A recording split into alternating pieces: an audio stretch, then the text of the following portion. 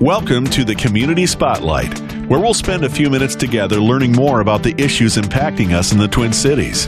Now, Ryan Thomas.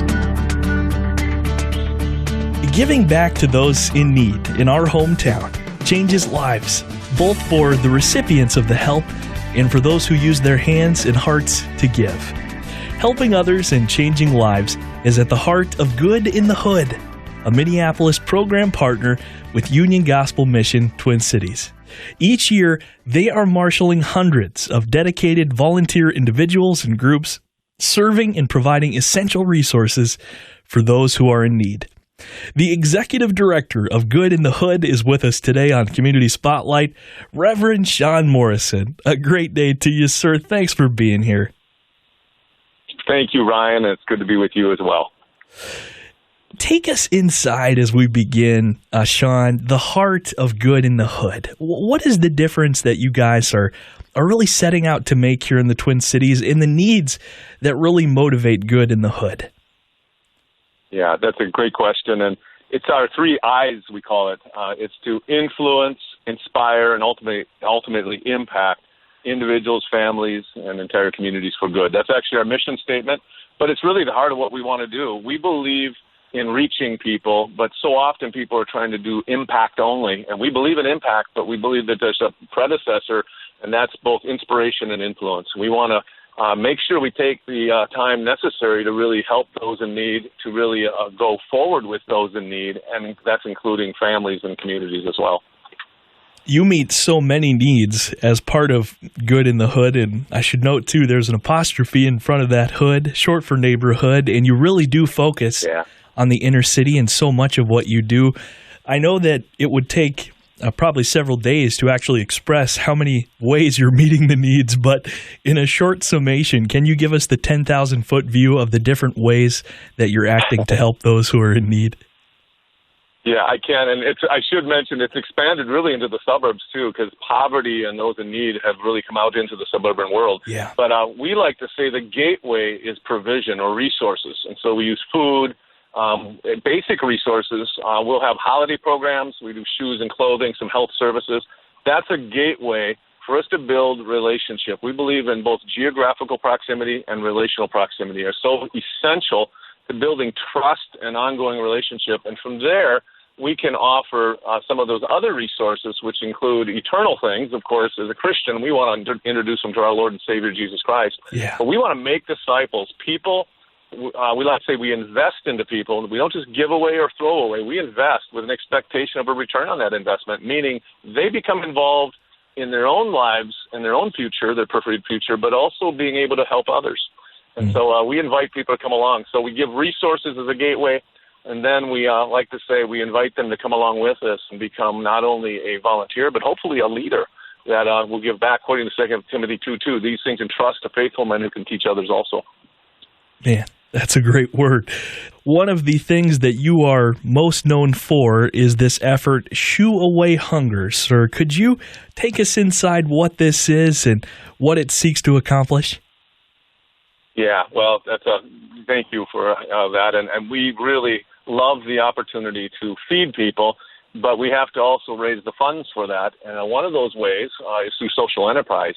And this social enterprise, Shoo Away Hunger, helps provide the resources necessary for our Feeding the Future program. It enables us to have revenue to buy groceries, but it also puts good shoes on the feet of those in need. And thirdly, it provides an opportunity for people to serve alongside of us, and so they can participate in the program itself. In short, what Shoo Away Hunger is we take shoes that are donated to us. We love to have shoe drives and shoe collections, and we take those best shoes and we put them on a bus that we've turned into a thrift store that Schuler Shoes generously donated to us. And that bus goes to different locations throughout the Twin Cities, and we ask people to buy the shoes for a suggested donation of $5 or whatever they can afford. And all the revenue then goes to pay for the groceries that we offer through our Feeding the Future programs, which are feeding about 3,000 people a month right now.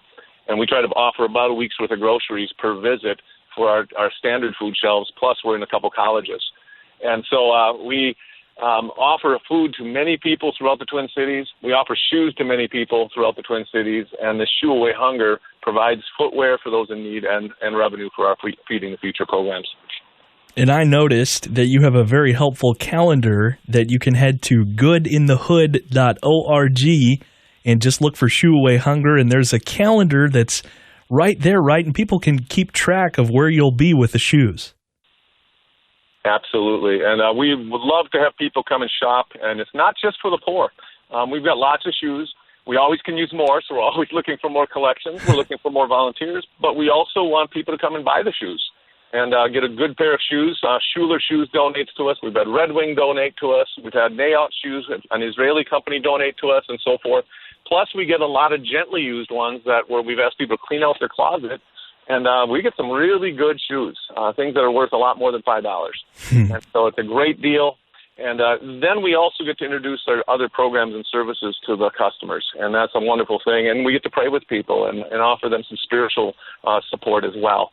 Oh, it's such a special thing, and the creativity of it is just tremendous to see the almost entrepreneurial way that you're assisting so many needs simultaneously. But as you talk about Feeding the Future, I wonder, just by way of an overview of Feeding the Future, talk a little bit about the ways that you're strategically really impacting the community. As you mentioned, I mean, not only are you in the inner city, but you're also reaching out now to educational institutions. Yeah, we are. And, of course, it all started with our church, Cedar Crest Free Methodist Church in Bloomington, that my wife and I pastor. And we started a 911 program. We wanted to adopt 9 families in need, 1 week's worth of groceries per month for 1 year. And it lasted all of about 1 month, and then it was 20 families, and then about 2 months later it was 50 families, and now it's about 500 families a month that we serve. Wow. From there, we went to Normandale Community College invited us to start a program called the Campus Cupboard for students, and we provide single-serving, non-perishable food to them because they couldn't afford some of the students' on-campus food options. And so they were just going to class hungry. And last year we had over 5,000 visits to that program. From there, we partnered with North Minneapolis Beacon of Hope Church, a work out of City Life Works, and they needed some support, and so we came alongside them, and Pastor Terrell and his wife Marquita are pastors of that church, and we've got a hunger relief where we do meals and groceries out of their church, and we support that. And then Metro State University invited us in. We started the Food for Thought program in St. Paul. From there, a weekend pack program in District 833 in South Washington County. We're at 8 schools there. We're going to be adding now some schools in Hennepin County. And now we've got a mobile food shelf that is going to be launched to the first of the year. That's going to take food to the people that can't drive maybe to a typical food shelf. And again, one more way that we like to say we build out of relational proximity and geographical proximity. Whoever has need can access this, and we want to make sure there's lots of access, lots of opportunity for trust-building relationships that allow people to not only get food for their bodies, but hopefully food for their souls and give them a preferred future. Wow. Well, it's just extraordinary.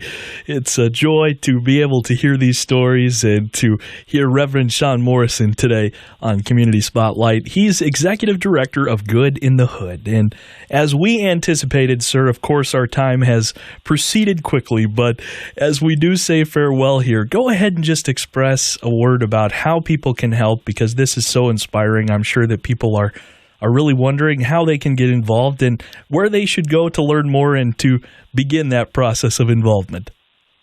Well, thank you, Ryan, for this opportunity, and we would love people to volunteer.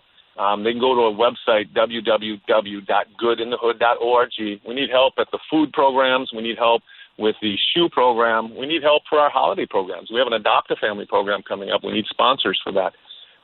We need donated shoes, so we'd love people to clean out their closet. Or host a shoe drive. And shoes can be brought to Schuler Shoes, and they will collect donated shoes, or they can be brought to Cedar Crest Church in Bloomington.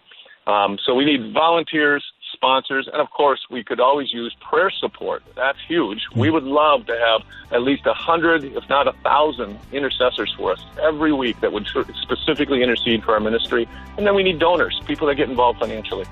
So we would love all of those things, or even one of those things, if somebody would get involved with us.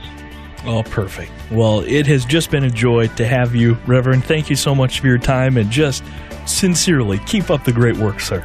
Thank you, Ryan, and God bless you, and thanks for what KTIS does. We really appreciate your ministry. Thanks for spending a few minutes learning with us on Community Spotlight. We'll see you next week.